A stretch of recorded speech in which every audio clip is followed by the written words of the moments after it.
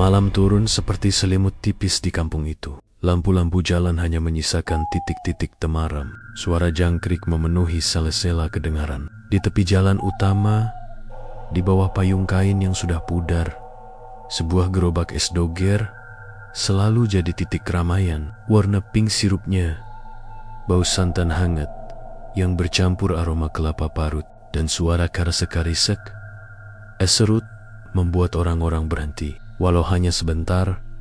Penjualnya bernama Mak Yuni. Tubuhnya kecil, kulitnya gelap karena matahari, dan matanya, bila malam tiba, tampak ada sesuatu yang berbeda. Tenang, hampir dingin. Ia menghidangkan es doger dengan cekatan. Tangan yang cekatan, gelas-gelas plastik berderet, sendok kayu bekas. Ia mengaduk, menuang, menabur serutan kelapa dan kacang, lalu menaburkan sedikit warna merah muda yang membuat minuman itu tampak menggoda. Anak-anak berebut, bapek-bapek, berceloteh, remaja berbisik-bisik. Es dogernya selalu habis, walau Mak Yuni menyiapkan banyak. Itu es doger enak, Mak. Rahasianya apa sih? Tanya seorang ibu sambil tersenyum. Mak Yuni hanya menepuk bahu ibu itu. Resep turun-temurun, jawabnya singkat. Matanya tak lagi menyunggingkan senyum.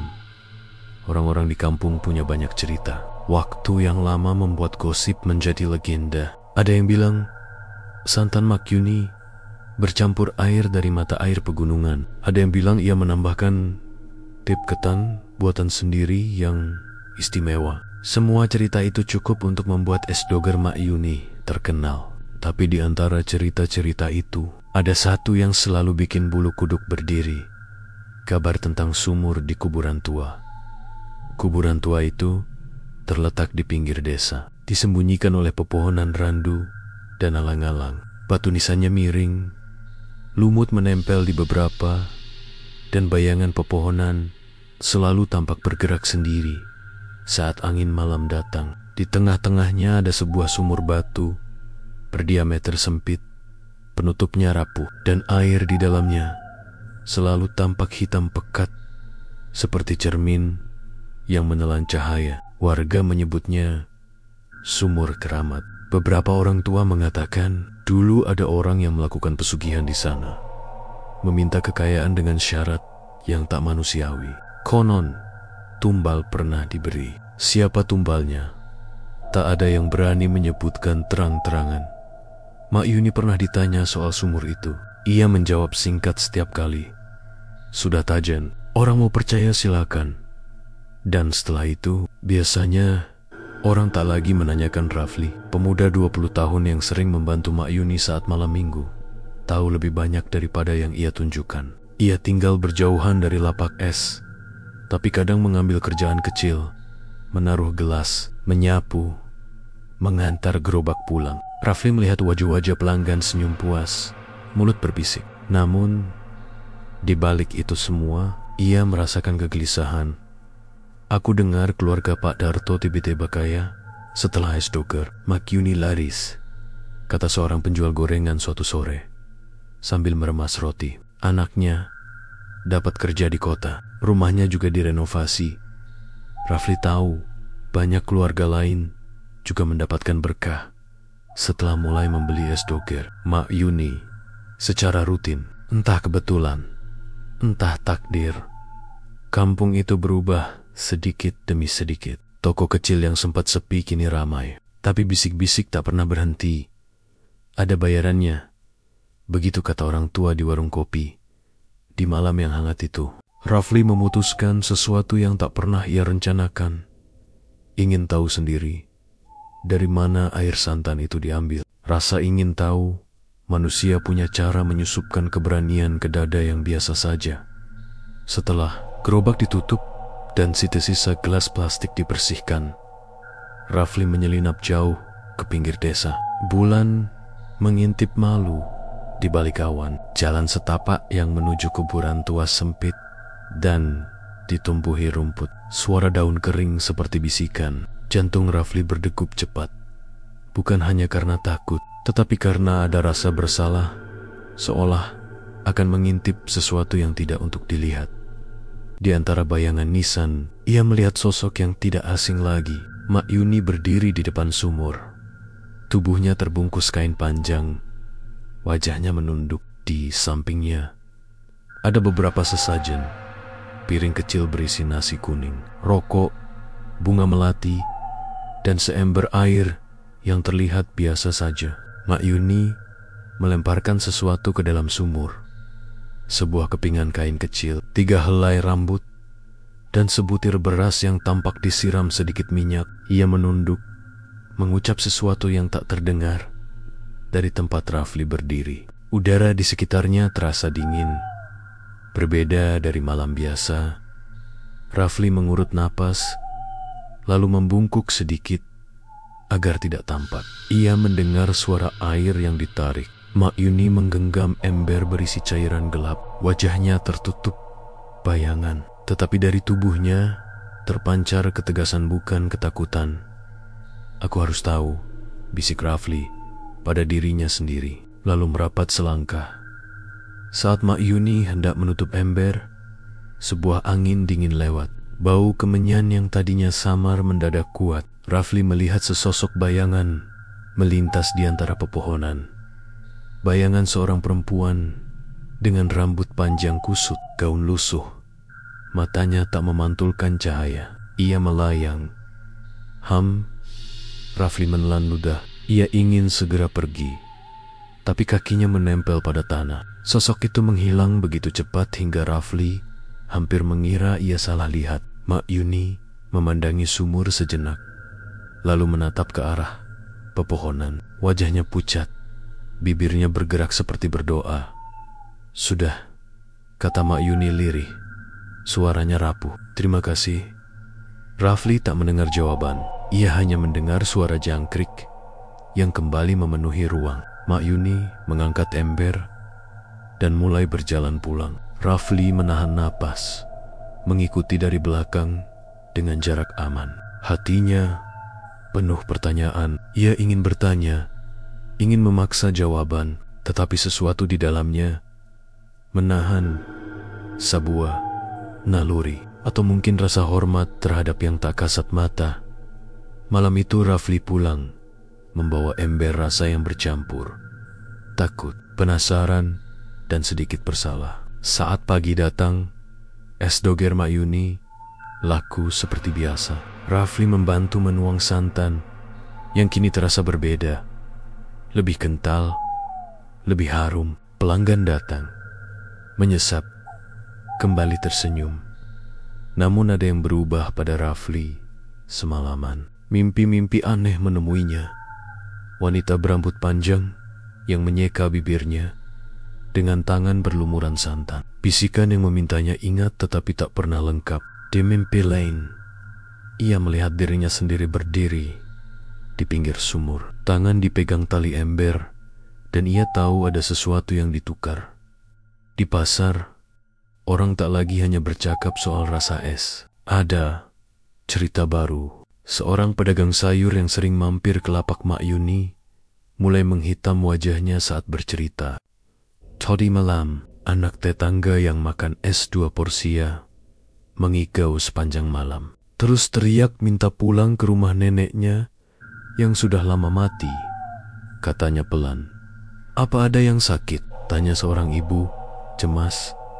"Bukan sakit yang biasa," jawab si penjual sayur. "Ada yang menuntut."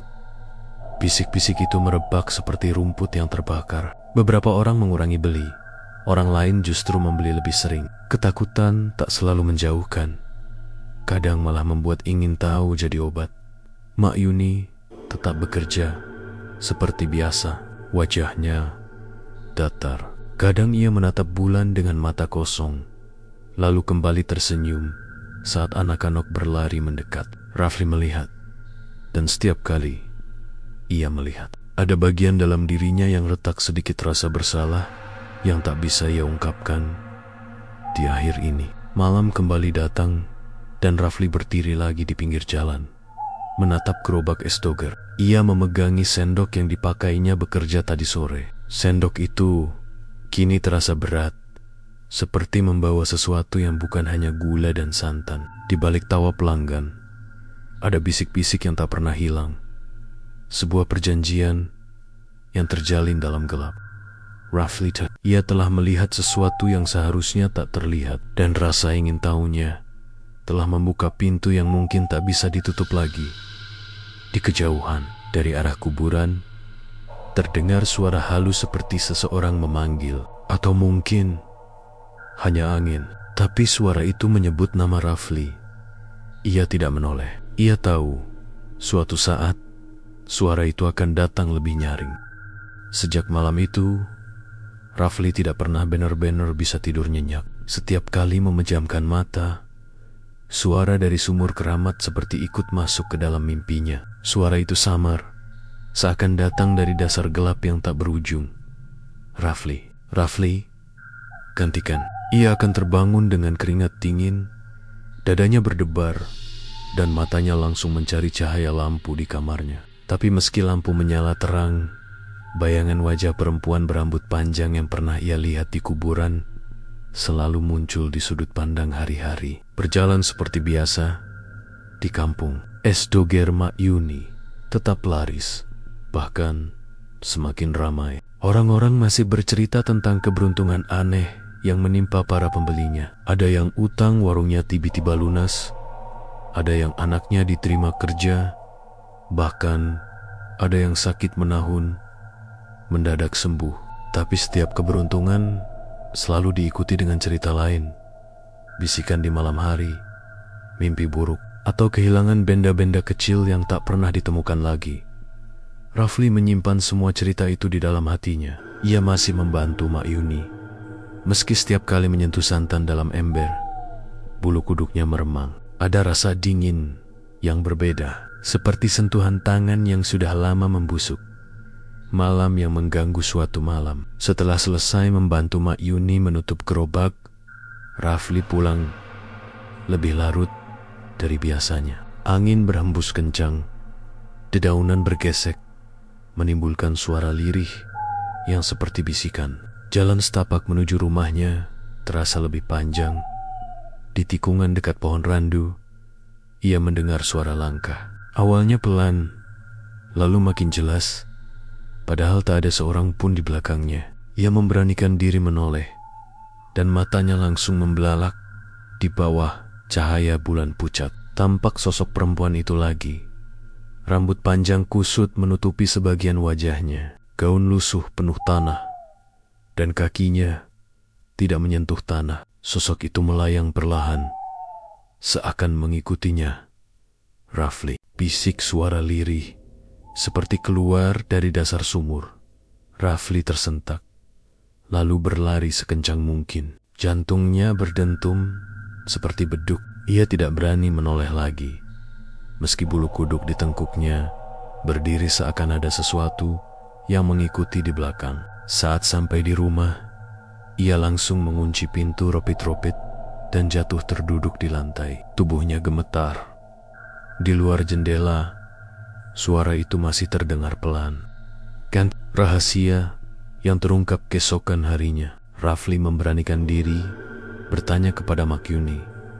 Mereka sedang duduk di kursi kecil. Setelah gerobak selesai dibereskan, "Mak," ucap Rafli pelan, "air untuk santan itu dari sumur di kuburan kan?" Mak Yuni menoleh perlahan. Matanya menatap tajam, membuat Rafli hampir menyesal sudah bertanya. Hening beberapa detik, lalu Mak Yuni menghela napas panjang. "Kamu sudah lihat ya?" tanyanya lirih. Rafli mengangguk. "Aku lihat sendiri. Malam itu, Mak, aku lihat Mak ambil air, dan ada perempuan di sana." Mak Yuni diam. Tangannya meremas kain lap dengan kuat. Lalu dengan suara rendah, ia berkata, "Itu bukan sekadar air. Sumur itu sudah diberi tumbal sejak puluhan tahun lalu. Airnya tidak pernah habis, tapi setiap orang yang meminumnya ikut terikat dengan penunggu sumur. Aku hanya melanjutkan perjanjian yang dulu dibuat." Rafli merasa darahnya dingin. "Perjanjian dengan siapa?" Mak Yuni menunduk. suaranya hampir bergetar. Dengan arwah perempuan itu, dia dulu manusia, korban yang dijadikan tumbal oleh orang yang mencari kekayaan. Jiwanya dikurung di sumur itu, tidak bisa pergi. Sebagai gantinya, siapapun yang mengambil airnya akan diberi rejeki, tapi dengan syarat arwah itu selalu menuntut darah atau jiwa pengganti. Rafli tercekat. Ingatannya melayang ke suara bisikan yang terus memanggil namanya. Gantikan, gantikan, kenapa Mak masih melanjutkannya? Rafli berbisik. Matanya nyaris menitikan air. Mak Yuni menatapnya. Kali ini dengan mata berkaca-kaca. Kamu pikir aku mau? Aku terjebak, Li. Kalau aku berhenti, aku sendiri yang akan jadi gantinya. Dan kalau kamu sudah melihat, berarti arwah itu sudah memilihmu. Kata-kata itu menghantam dada Rafli lebih keras dari apapun. Kepalanya pening, seakan bumi berputar. Ia berdiri tergesa, kursi kecil bergeser jatuh. Tanpa ia pergi meninggalkan Makyuni yang hanya menatap dengan wajah pasrah. Malam yang lebih gelap malam berikutnya, gangguan makin jelas. Rafli mendengar ketukan di pintu rumahnya. Jam 2 dini hari. 3 ketukan pelan. Lalu suara samar. Rafli, ia tidak berani membuka. Ia hanya bersembunyi di balik selimut. Telinganya bergetar mendengar suara itu. Terkadang terdengar suara air menetes, padahal lantainya kering. Terkadang ada bayangan rambut panjang melintas di kaca jendela. Puncaknya, di malam ketiga, Rafli bermimpi dirinya berada di tepi sumur keramat. Tali ember sudah di tangannya. Dari dalam sumur, suara itu terdengar jelas. Kalau bukan kamu, siapa? Kalau bukan sekarang, kapan? Ketika ia mencoba melepaskan tali, tangan pucat keluar dari dalam sumur, mencengkeram lengannya erat. Rafli berteriak kencang, terbangun dengan napas terengah. Tapi saat ia menunduk ke lengannya yang basah oleh keringat, terlihat bekas yari-yari hitam, seperti luka memar. Bisikan warga desa mulai resah. Sudah ada 2 anak kecil yang demam setelah terlalu banyak makan es doger. Ada pula seorang ibu yang mengaku melihat bayangan hitam berdiri di ujung kamarnya. Setelah ia menyimpan gelas bekas es itu di rumah, orang-orang mulai membicarakan untuk menghentikan Mak Yuni berjualan. Tapi tidak ada yang berani. Mereka tahu Mak Yuni punya sesuatu yang lebih besar dari sekadar resep es dan Rafli. Ia kini terjebak di antara 2 dunia. Dunia manusia yang haus akan es doger segar, dan dunia arwah yang terus menuntut pengganti. Suara itu kini semakin jelas. Bahkan di siang hari, saat Rafli duduk sendiri di warung kopi, ia bisa mendengar desis lirih di telinganya. Rafli, waktunya semakin dekat. Ia tahu, cepat atau lambat, ia harus memilih, atau dipaksa memilih. Dan malam berikutnya, sesuatu akan datang menjemputnya. Sesuatu dari dasar sumur yang tak pernah tidur. Malam itu, udara terasa lebih tebal. Lampu-lampu rumah memancarkan cincin kuning yang hangat. Tetapi di dalam kamar Rafli, kegelapan merayap seperti serbuk lembab. Sejak bisikan pertama, tidur Rafli jadi rapuh. Setiap suara kecil, seperti gesekan kain di pojok rumah, membuatnya terjaga. Namun malam itu berbeda. Bukan hanya mimpi yang datang, melainkan sosok yang nyata. Ia terbangun karena ada sesuatu yang menempel di dahinya. Dingin kental seperti embun yang berat. Saat ia membuka mata, wajah perempuan itu berada tepat di atasnya. Mata hitamnya kosong. Rambutnya panjang meneteskan sesuatu yang berwarna putih kekuningan. Bau santan menguar kuat, sampai Rafli hampir muntah. Perempuan itu menatapnya tanpa berkedip. Di bibirnya ada senyum yang seperti patahan cermin. Rafli, suaranya seperti aliran air yang berhenti di tepi. Kenapa?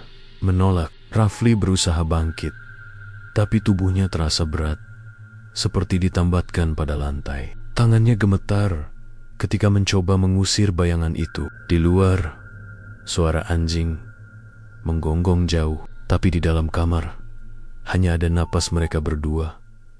Napas manusia dan napas yang bukan lagi hidup aku. Aku tidak mau, jawab Rafli. Suaranya serak. Kenapa kau kejar aku? Kenapa bukan Makyuni?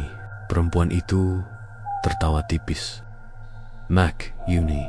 Dia sudah lama menukar namanya dengan pukulan senyap. Kamu belum begitu tua, jadi kamu lebih berharga. Engkau melihat engkau tahu, maka kamu layak menjadi pengganti. Sebelum Rafli sempat berpikir, jari-jari dingin itu menyentuh dahinya. Di tempat sentuhan muncul garis hitam seperti tinta yang merayap masuk ke dalam kulitnya. Rasa itu bukan sakit, melainkan seperti ingatan yang dicabut perlahan-lahan. Rafli merintih, mencoba menahan, tetapi ada sesuatu yang menuntun kepalanya ke belakang. Memaksa matanya menatap ke dalam gelap. Di pagi hari, Rafli terbangun di kursi dapur. Tubuhnya pegal dan ada bekas sidik jari gelap di pergelangan tangannya. Ibu Rafli yang tiap hari memasak dan tersenyum menatapnya dengan mata yang penuh tanya, "Kenapa kamu tidur di sini sampai pagi? Badanmu dingin," katanya. Rafli hanya menggigit bibir, menutup mulut agar ibunya tak mencium bau santan yang menempel di bajunya. Ia tidak berani menceritakan semua. Kata-kata itu terasa tak cukup kuat untuk menahan sesuatu yang tak kasat mata. Kabar tentang gangguan Rafli menyebar cepat. Malam yang sama, beberapa tetangga melihat bayangan putih melintas di jalan. Berhenti sejenak di depan rumah Rama yang menyimpan gelas bekas es doger, lalu pergi. Anak-anak yang semula berlari-lari di malam hari mulai mengurung diri. Suasana kampung menjadi tegang seperti tali busur yang ditarik. Rafli mencoba mencari jawaban di luar rumah. Ia menemui Mbah Suminah, perempuan tua yang dikenal menyimpan cerita lama desa di balik lipatan rambutnya. Mbah tinggal di rumah beratap rumbia di dekat pasar lawas. Ketika Rafli sampai, Mbah sedang menyalakan kemenyan. Tangannya gemetar, namun matanya tetap tajam. Apa masih ada manusia yang tak mau percaya dengan apa yang sudah terlihat? Tanya Mbah. Suaranya serak. Rafli duduk. Sukar berkata. Ia menceritakan semuanya. Sumur, ember, sesajen, tangan yang mencengkeram, dan bekas sidik hitam. Mbah mendengarkan, lalu menghela napas panjang. Mereka dulu punya nama, kata Mbah. Akhirnya, tidak asal nama. Siapa yang menjadi tumbal, siapa yang berniat kaya, itu semua tercatat di hati kampung ini. Tapi hati bisa dibungkus dengan debu waktu. Kamu nak, jangan percaya pada bujuk rayu. Arwah itu tidak hanya menuntut jasad, ia menuntut jalan agar tidak dilupakan. Rafli menatap Mbah. Kalau arwah itu ingin dilupakan, mengapa ia menuntut pengganti? Mbah mengusap dagunya. Karena ia terikat oleh janji yang dibuat dengan darah dan kata-kata yang disumpah. Janji itu seperti rantai yang tak terlihat. Jika tidak ada yang menggantikannya, rantai itu akan menjerat lebih dalam. Tapi pengganti bukan soal siapa yang paling bersalah. Pengganti adalah siapa yang disentuh kenyataan. Dan itu biasanya yang melihat. Malam itu, mereka memanggil Makyuni. Perempuan penjual es doger itu datang sambil membawa ember yang berlubang. Matanya lebih lelah, kulitnya lebih pucat. Ketika mereka duduk bersama, udara seolah menahan napas. Makyuni menatap Rafli seperti melihat bayangan masa lalu sendiri. Aku sudah mencoba berhenti, bisiknya. Aku sudah berusaha meninggalkan gerobak. Namun dalam mimpiku, sumur itu memanggil dengan suara ibuku. Dalam mimpiku, kampung ini akan runtuh jika aku berhenti. Jadi aku tetap menggiling santan, Li. Bukan karena ingin, tetapi karena takut sesuatu yang lebih buruk akan menimpa orang lain.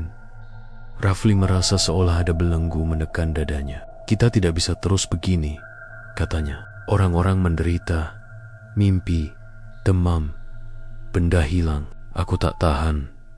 Mbah Suminah menutup mata sejenak. Ada cara, katanya. Tapi cara itu bukan murah. Kita harus menyebut nama yang sebenarnya. Kita harus mengaku pada arwah siapa yang melakukan perjanjian dulu. Dan jika arwah itu tahu namanya, mungkin dia akan melepaskan. Tapi ada risiko besar. Arwah bisa marah karena merasa dikhianati, dan ia akan menuntut lebih keras sebelum membiarkan lepas. Mereka mencari di antara dokumen-dokumen tua, catatan nikah yang robek, buku warisan, dan cerita-cerita bisik di warung kopi. Di balik tumpukan kertas, Mbah menemukan sebuah surat lama, tulisan lapuk yang menyebut nama Pak Harun dan nama perempuan yang jadi tumbal, Sari. Surat itu menjelaskan transaksi, uang, janji, dan sebuah sumpah yang dipatri di bibir malam. Saat malam menutup lagi, mereka berangkat bersama ke kuburan tua. Mak Yuni membawa ember, Mbah membawa sesajen dan seikat daun. Rafli membawa rasa takut yang membara. Mereka berdiri di tepi sumur. Dinding batu memantulkan wajah-wajah pucat. Angin menyapu. Mbah mulai membaca sesuatu, bukan bacaan doa yang biasa mereka dengar di masjid, melainkan yukapan-yukapan lama yang turun-temurun. Kata-katanya bergulung seperti ombak kecil. Sesajen diletakkan, bau kemenyan menguar, dan air sumur beriak halus. Dari dalam sumur, suara itu, suara yang sama yang memanggil nama Rafli, muncul lagi. Sari, Sari, siapa yang berani sebut namaku? Suasana memanas. Sesosok bayangan muncul. Kali ini lebih terang, lebih marah. Rupa aslinya tampak seperti perempuan muda yang matanya berkaca-kaca, bibirnya retak. Ketika Mbah menyebut Sari, arwah itu menjerit, bukan jeritan yang hanya keluar, melainkan jeritan yang mengguncang tanah sampai bulu-bulu di ketiak terasa berdiri. Apa? Kau pikir dengan menyebut namaku kau bisa bebas? Kata arwah itu dengan suara yang seperti air yang pecah. Siapa yang mengikatku? Siapa yang menukar dagingku dengan janji? Katakan padaku nama itu. Rafli terdiam. Dalam kepalanya, bayangan Pak Harun muncul, wajah lelaki yang ramah, namun ada kilau hitam di mata. Ia ingat cerita Mbah. Pak Harun, seorang yang dulu berambisi besar, berjanji kepada seorang dukun. Dukun itu mengatakan bahwa untuk buka pintu rezeki harus ada yang diserahkan. Jiwa wanita muda pemilik sumur. Dan Sari tak pernah pulang. Mbah mengangkat surat tua itu, memegangnya seakan memberi penjelasan. Ia menyebut nama Pak Harun dengan suara nyaris tidak percaya. Seketika, udara berubah. Seperti ada kekosongan yang meregang. Arwah Sari menatap kertas, lalu menatap pada Rafli. Matanya penuh tuntutan, kemudian sedih, lalu kosong. Kalau kau berani, gumam Mbah, aku akan membawa namanya ke sini. Tuduhan itu akan diakui. Jika arwah Sari memang ingin keadilan, mungkin ia lepas. Tapi aku juga bilang jika arwah ini lebih memilih pembalasan daripada kelepasan, kita kalah. Sari melayang lebih dekat. Aku lelah menunggu nama itu. Suaranya nyaris berbisik. Orang menyebutku tumbal, tetapi tak ada yang menangis untukku. Mereka menutup mulut. Jika kalian buka bekas luka, apakah kalian siap menanggung darah yang keluar? Rafli melihat Makyuni menunduk. Tangannya menggenggam ember. Matanya penuh penyesalan. Kita harus bayar, katanya lirih. Bukan lagi tumbal, tapi biaya pengakuan. Kita harus beri penghormatan pada Sari, agar ia merasa dikenang, bukan sebagai properti. Malam itu, mereka berdiri di antara hidup dan mati. Kata-kata diucap, nama disebut, dan satu persatu rahasia lama dikeluarkan dari lemari berdebu masa lalu. Arwah Sari meradang, lalu merendak. Ia mengangkat tangan keringnya, dan dari ujung jari itu mengalir setitik cahaya, bukan cahaya yang hangat, melainkan seperti kilau bulan di air yang hitam pekat. Kalian memilih jalan yang berbahaya, kata Sari. Aku bisa melepaskan kampung ini dari cangkarku, atau aku bisa menyeret kalian masuk ke dalam sumur satu persatu. Tapi ada sesuatu yang lain, ada nama yang belum diucap, ada roh yang masih mau menukar. Namanya masih di bibir keluarga itu.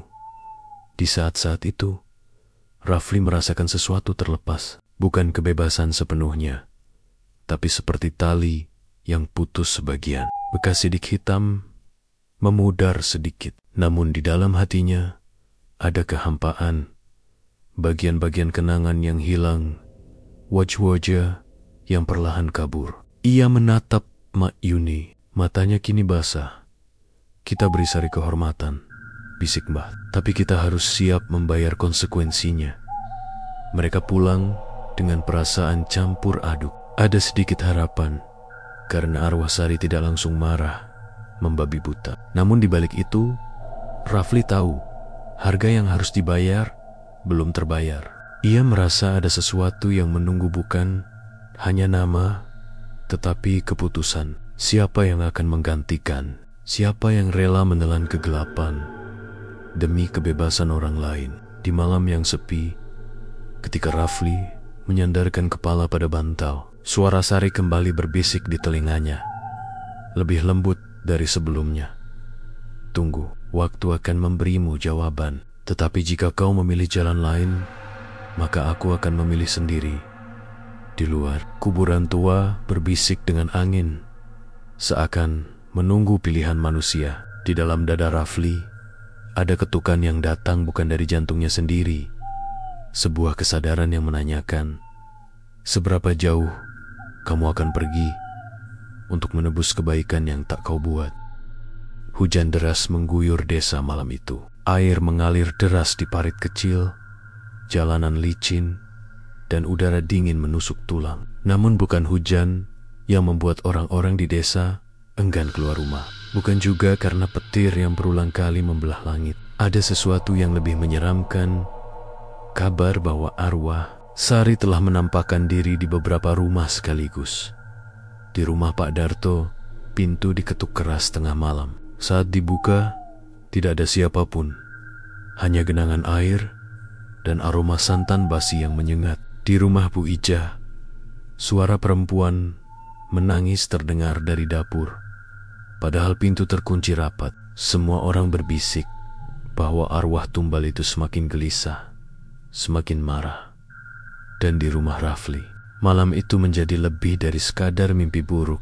Panggilan malam Rafli sedang berusaha memejamkan mata ketika jendela kamarnya tiba-tiba terbuka sendiri.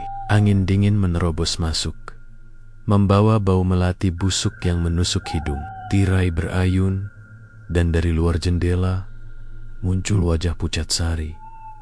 Matanya menatap lurus, penuh luka dan dendam. Rambutnya basah, meneteskan air yang jatuh ke lantai kamar.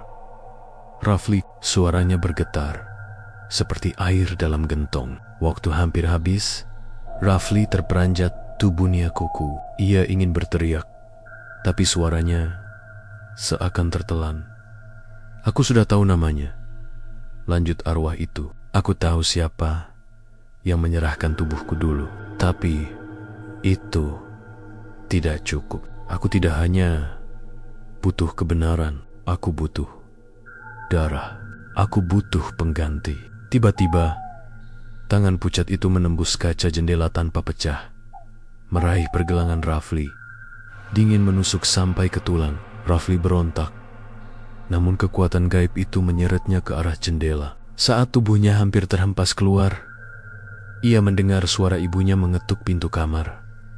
"Li, kamu?" Suara ibunya terdengar khawatir. Seketika genggaman itu terlepas. Wajah Sari memudar, meninggalkan bau anyir yang menempel di kamar. Rafli jatuh terkulai di lantai, napasnya terengah. Bekas jari hitam muncul lagi di lengannya. Kali ini lebih jelas, seperti tanda kepemilikan. Pertemuan rahasia keesokan harinya, Rafli menemui Mak Yuni dan Mbah Sumina. Mereka bertiga berkumpul di dapur rumah Mbah. Lilin menyala karena listrik padam setelah hujan semalam. Dia sudah mulai menuntut, kata Rafli dengan suara gemetar. Dia tidak hanya ingin disebut namanya, dia mau pengganti. Darah. Mak Yuni menunduk dalam-dalam. Aku sudah lama tahu, tapi aku terus berharap. Mungkin kalau aku terus melayani, terus memberi sesajen, dia akan puas. Ternyata tidak. Mbah Sumina menghela napas panjang. Arwah tumbal jarang sekali puas hanya dengan pengakuan. Namanya sudah disebut, ya itu membuatnya makin kuat, bukan reda. Dia ingin membalas. Dia ingin merasakan ada yang menanggung rasa sakit yang dulu dia alami. Lalu siapa yang harus menggantikan? Rafli bertanya. Suara seraknya nyaris pecah. Mbah menatap Mak Yuni. Seharusnya yang melanjutkan perjanjianlah yang membayar. Yuni, kamu yang mengambil air itu. Kamu yang terus memperpanjang ikatan. Kalau kamu berhenti, mungkin dia hanya akan menuntutmu. Mak Yuni menutup wajahnya dengan kedua tangan. Aku tahu, tapi aku tidak sanggup. Setiap kali aku mencoba berhenti, aku bermimpi sumur itu menelan anakku.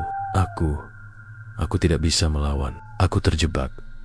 Rafli menatapnya dengan perasaan campur aduk. Marah, iba, takut. Ia ingin menyalahkan, tapi juga sadar Mak Yuni bukan satu-satunya akar masalah. Dosa itu sudah dimulai puluhan tahun lalu oleh Pak Harun, orang yang kini bahkan sudah meninggal. Apa yang terjadi kalau tidak ada yang mau jadi pengganti? Tanya Rafli, pelan membra, menandak, wajahnya serius. Arwah itu akan mengambil sendiri siapapun yang paling dekat dengan ikatan sumur. Dan kamu, Li, kamu sudah disentuh langsung. Dia menandaimu. Kalau kita tidak menemukan cara, kamu yang akan ditarik masuk ke dalam sumur. Malam ritual Mbah akhirnya memberi saran terakhir. Mereka harus kembali ke sumur, bukan untuk memberi sesajen, tapi untuk mencoba menghentikan perjanjian. Ini bukan jaminan berhasil, kata Mbah. Kalau arwah itu terlalu kuat, dia bisa menyeret kita semua sekaligus. Tapi kalau kita berani, kita bisa menawarnya. Kita bisa menawarkan pengganti dengan cara lain. Darah hewan, benda pusaka, atau bagian dari diri kita. Malam itu, mereka bertiga berjalan menuju kuburan tua. Hujan sudah reda, tapi tanah masih basah. Bau lumpur bercampur bunga. Kuburan menyeruak. Di tengah pekuburan, sumur itu berdiri. Dinding batunya hitam, airnya pekat. Mbah menyalakan kemenyan, asap putih melayang, membuat suasana semakin berat.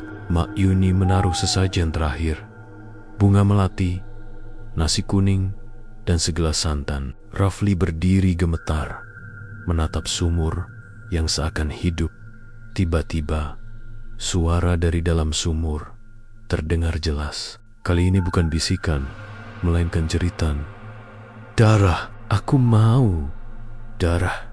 Air sumur bergejolak, gelembung-gelembung besar muncul. Seakan ada sesuatu di bawah yang hendak naik. Dari dalam kegelapan, tangan-tangan pucat muncul, meraih ke atas, menabrak dinding sumur. Lengan-lengan itu penuh luka, kuku-kukunya panjang dan hitam. Rafli mundur panik. Mak Yuni menjerit, menutup wajah. Sementara Mbah tetap berdiri tegak, meski tubuhnya gemetar. Kalau kau memang Sari, dengarkan aku. Seru Mbah, kau tidak layak jadi tumbal. Kau layak dikenang, bukan dipaksa jadi penunggu. Tapi kalau kau menuntut darah, ambil dariku, jangan anak ini. Seketika, tangan-tangan itu berhenti bergerak. Dari dalam sumur, muncul wajah Sari, lebih jelas dari sebelumnya. Air mengalir di wajahnya, matanya merah, dan mulutnya penuh luka. Ia menatap Mbah, lalu menoleh ke arah Rafli. Dia sudah aku tandai, katanya lirih. Dia yang harus masuk. Arus angin tiba-tiba berputar, menyado dondon kering ke arah sumur. Rafli merasakan tubuhnya tertarik. Kakinya seolah tak berpijak. Ia berpegangan pada batang pohon di dekat sumur. Berteriak panik. "Lepaskan dia!" Mak Yuni berlari, mencoba menarik tangan Rafli. Air sumur semakin deras. Suara jeritan bercampur tawa. Dalam kekacauan itu, Mbah Suminah menghunus sebilah pisau kecil dari balik kainnya. Ia menorehkan ujungnya ke telapak tangan. Darah segar menetes. Ia meneteskan darah itu ke dalam sumur sambil berteriak, "Kalau darah yang kau mau, ambil ini, jangan seret anak ini." Air sumur mendidih.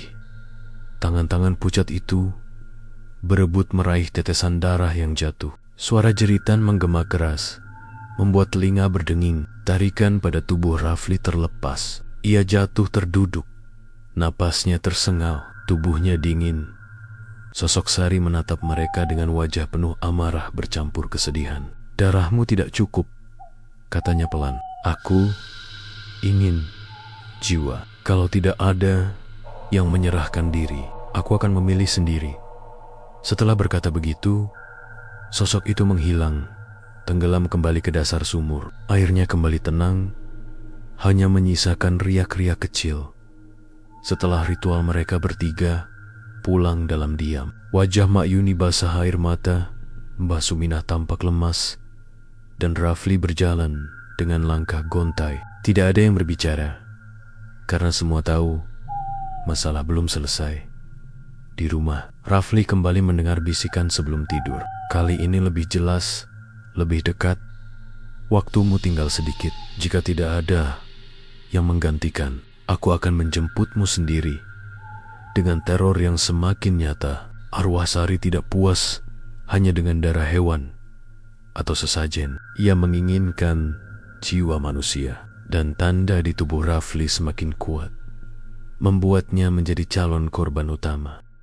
Malam itu, desa kembali diselimuti ketakutan. Tidak ada satupun rumah yang terang benderang. Hampir semua orang menutup pintu ropet-ropet, memadamkan lampu, dan pura-pura tidur lebih awal. Angin bertiup kencang, membawa aroma basah dari tanah kuburan yang merayap ke setiap sudut jalan. Sejak ritual di sumur keramat gagal, suasana desa semakin tidak menentu. Bisikan gaib terdengar di telinga. Siapa saja yang pernah meminum es doger buatan Mak Yuni? Beberapa orang bermimpi melihat perempuan berambut panjang, berdiri di sudut rumah, hanya menatap tanpa kata. Bahkan ada yang mengaku mendengar suara sendok beradu dengan gelas di tengah malam. Padahal tidak ada orang yang sedang makan atau minum.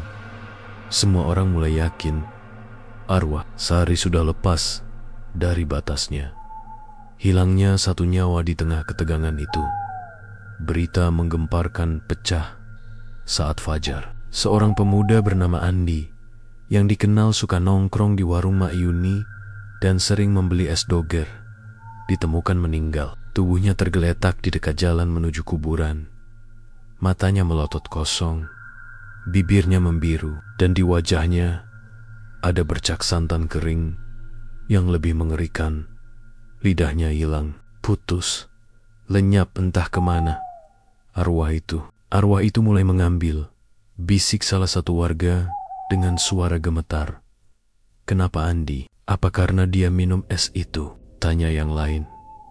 "Bukan cuma minum, dia suka mengejek. Ingat, dia pernah bilang es doger Mak Yuni rasa kuburan. Mungkin itu yang membuat arwahnya marah."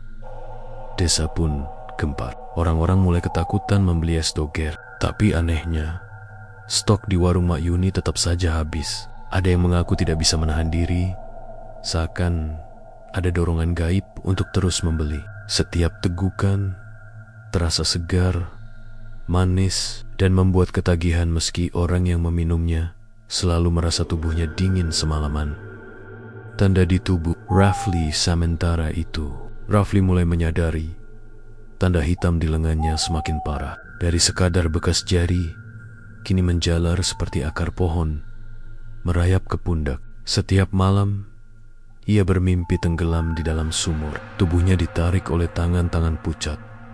Dalam mimpi terakhir, Sari mendekat ke wajahnya, berbisik dengan suara yang membuat darahnya beku. "Lihatlah, aku sudah mulai mengambil satu nyawa. Sudah kujemput, tapi itu belum cukup. Aku ingin kau yang aku tandai, kau yang akan jadi milikku." Rafli terbangun dengan teriakan. Tubuhnya basah oleh keringat. Ibunya berlari masuk. Wajahnya pucat. "Li, kamu mimpi buruk lagi?" Rafli tidak menjawab. Ia hanya menatap lengannya yang kini terlihat semakin hitam, seperti sedang membusuk hidup-hidup. Peringatan dari Mbah Siangnya, Rafli mendatangi rumah Mbah Sumina. Perempuan tua itu tampak makin lemah setelah ritual malam sebelumnya, tapi matanya masih tajam. "Sudah ada korban," kata Rafli. Suaranya bergetar. "Apa ini akan terus berlanjut?" Mbah mengangguk perlahan. "Itu baru awal. Arwah tumbal biasanya tidak langsung mengambil yang ditandai. Ia akan mengambil 1, 2, bahkan lebih dulu, untuk menunjukkan kekuatannya, untuk membuat semua orang takut. Pada akhirnya, tetap kau yang jadi tujuan." Rafli hampir menangis. Tidak ada cara lain, tidak ada jalan keluar. Bah terdiam lama. "Ada, tapi sangat berbahaya. Kita bisa mencoba memutus ikatan langsung dengan cara menggali kembali asal mula tumbalnya. Kalau benar Sari yang dikorbankan, kita harus menemukan jasadnya. Kita harus bebaskan dia dari dalam sumur." Rafli menelan ludah. "Meng-suma it." Mbah mengangguk. "Kalau kau berani, kalau tidak, dia akan terus menuntut sampai ada jiwa yang ia bawa." Teror di warung sore itu. Saat Mak Yuni membuka warung, sebuah kejadian mengerikan terjadi di depan banyak orang. Seorang pelanggan baru saja membeli es doger. Saat ia duduk dan menyeruput, tiba-tiba tubuhnya kejang-kejang. Gelas jatuh pecah. Santan bercampur sirup merah mengalir ke lantai. Mirip darah segar, mulut lelaki itu berbusa, matanya melotot. Lalu ia roboh tak bernyawa. Orang-orang menjerit, berhamburan keluar. "Arwahnya ada di sini. Arwah itu ikut dalam es ini," teriak seorang ibu yang hampir pingsan. Mak Yuni gemetar hebat, tangannya bergetar memegang sendok. Ia ingin berhenti, tapi di dalam kepalanya terdengar suara lirih. "Teris Lajul, kalau kau berhenti, aku akan mengambil anakmu." Air mata Mak Yuni jatuh deras. Ia ingin menyelamatkan orang-orang, tapi rasa takut kehilangan anak membuatnya tak sanggup. Malam mencekam malam itu, desa tidak tidur. Semua orang menyalakan dupa, membaca doa, dan menutup jendela rapat-rapat. Suara anjing menggonggong tak berhenti. Dari arah kuburan tua, terdengar suara gamelan samar, seakan ada pesta kematian. Rafli duduk di kamarnya, tubuhnya lemas. Bisikan itu kembali datang, kali ini jelas di telinganya. "2 sudah kuambil. Kau yang berikutnya. Jangan lari, kau sudah milikku." Angin dingin masuk dari celah pintu.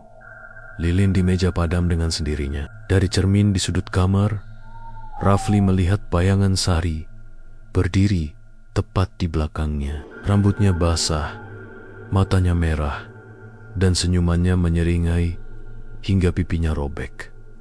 Rafli berteriak sekencang mungkin. Ibunya berlari masuk. Tapi saat ia menyalakan lampu, kamar hanya kosong tak ada siapapun selain Rafli yang gemetar ketakutan. Namun di cermin, bayangan itu masih ada, menatap lurus ke arahnya. Dengan korban mulai berjatuhan, desa dilanda ketakutan, dan Rafli semakin terpojok karena tanda hitam di tubuhnya makin menjalar. Arwah Sari jelas tidak akan berhenti sampai ia mendapat jiwa yang ditandai.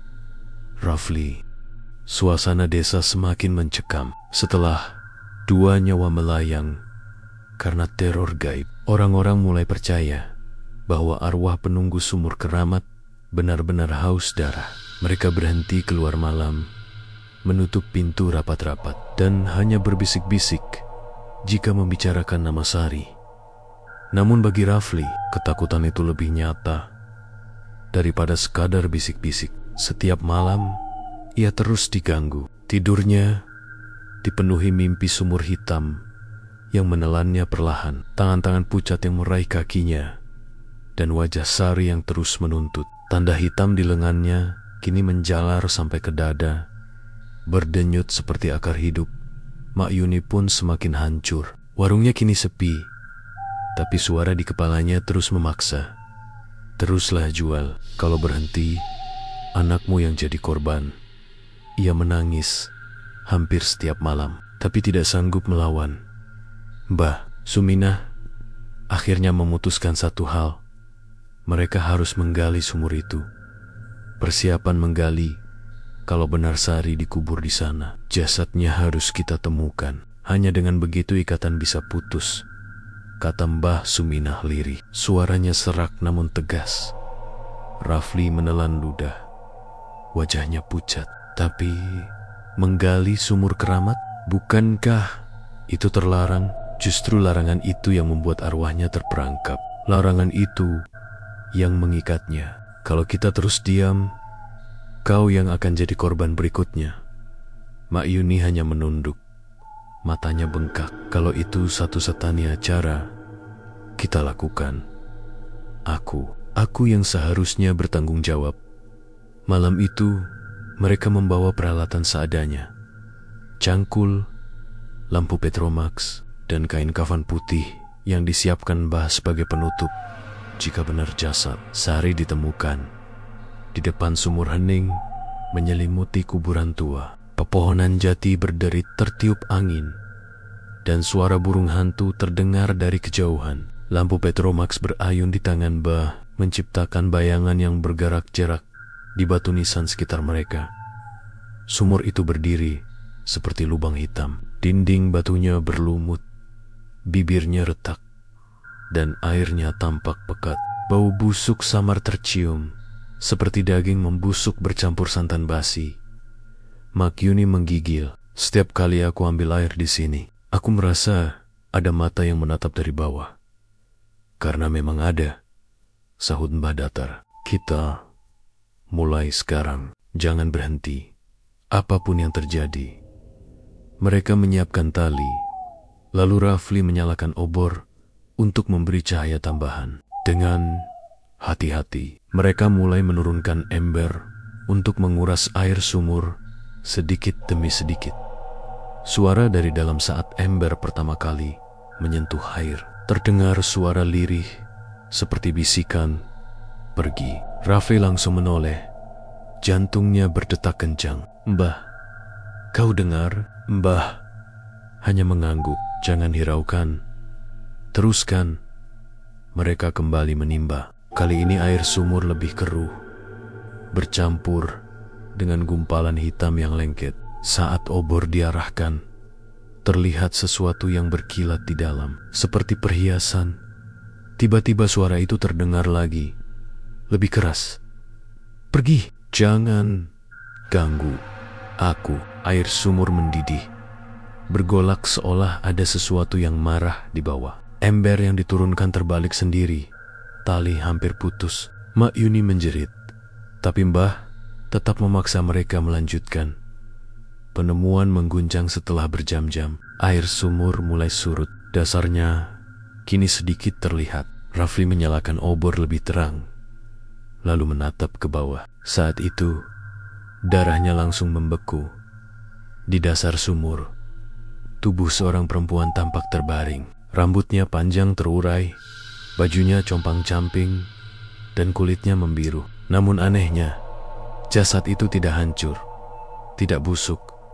Meski sudah puluhan tahun terkubur air, matanya tertutup, seakan hanya tidur.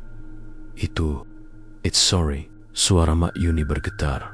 Dia masih utuh. Mbah menunduk khidmat. Betul.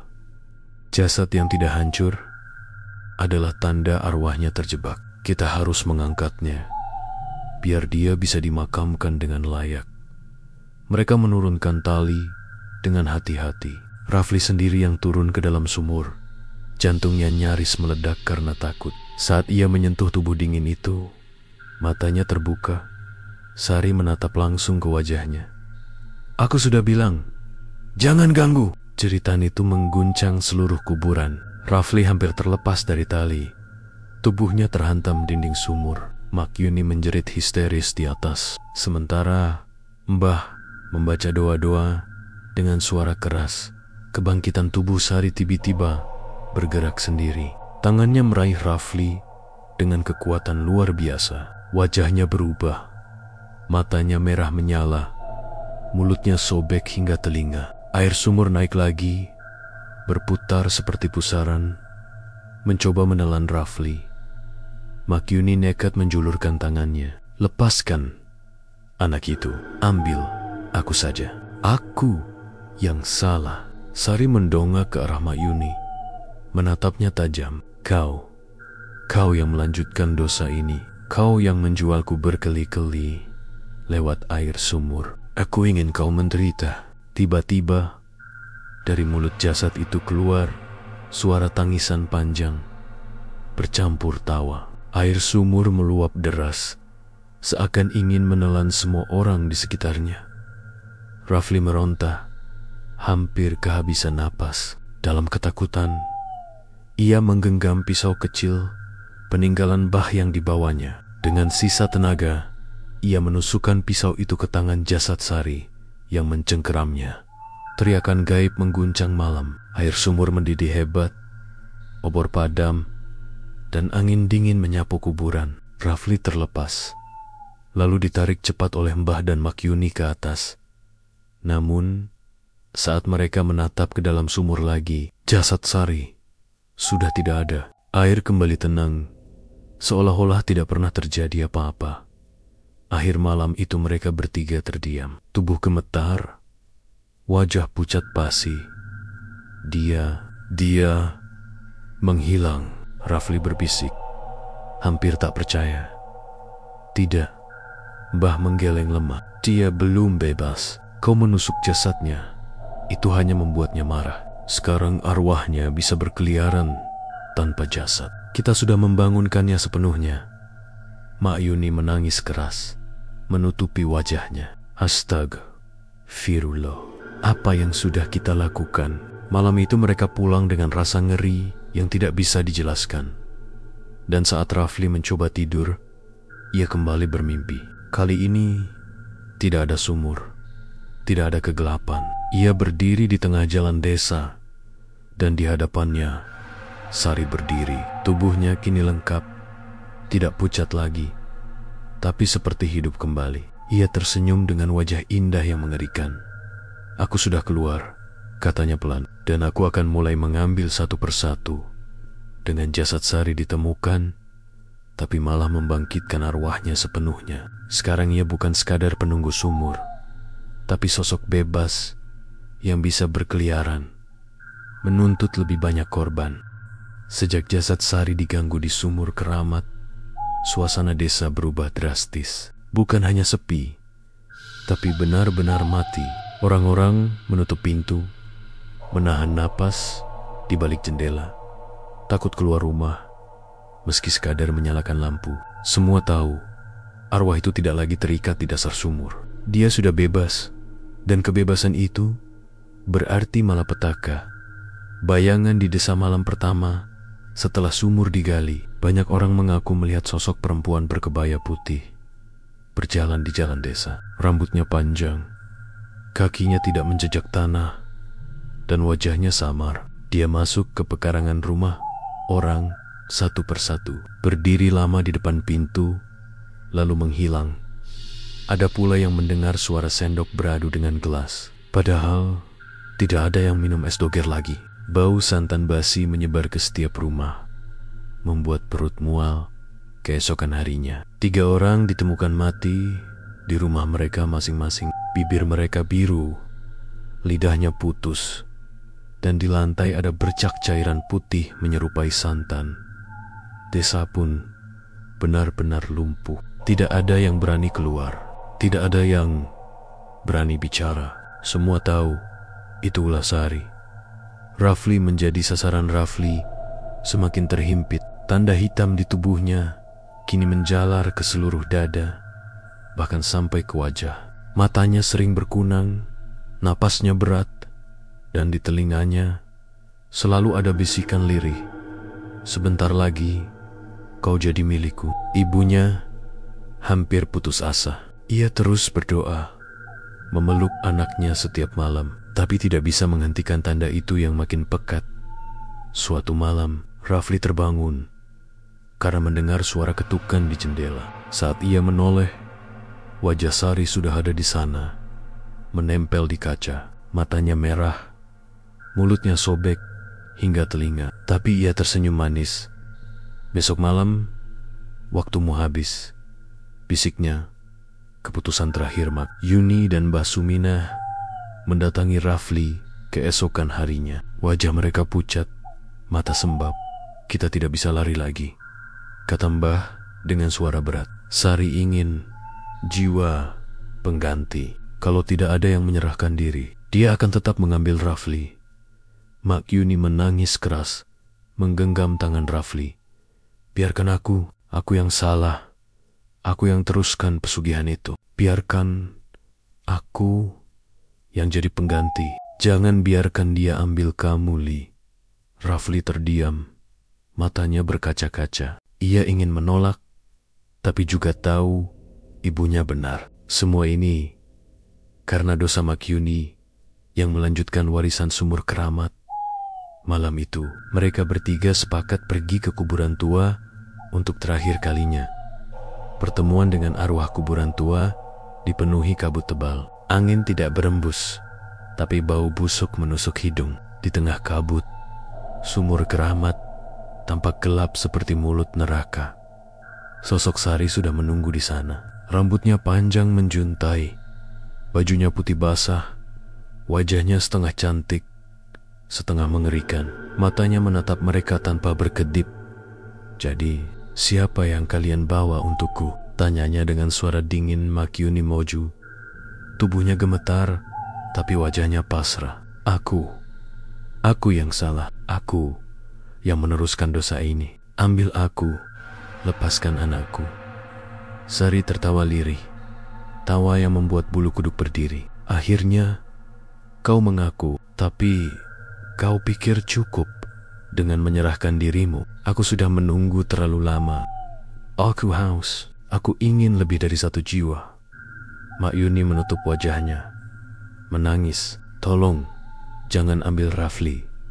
Sari melangkah maju. Setiap langkahnya membuat tanah bergetar. Dia sudah kutandai, darahnya milikku. Tapi kalau kau ingin menggantikannya, maka serahkan nyawamu sepenuhnya. Sekarang juga. Pengorbanan Mbah Suminah.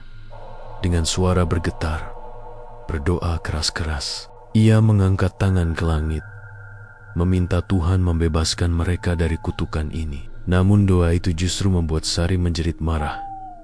Wajahnya berubah semakin menyeramkan.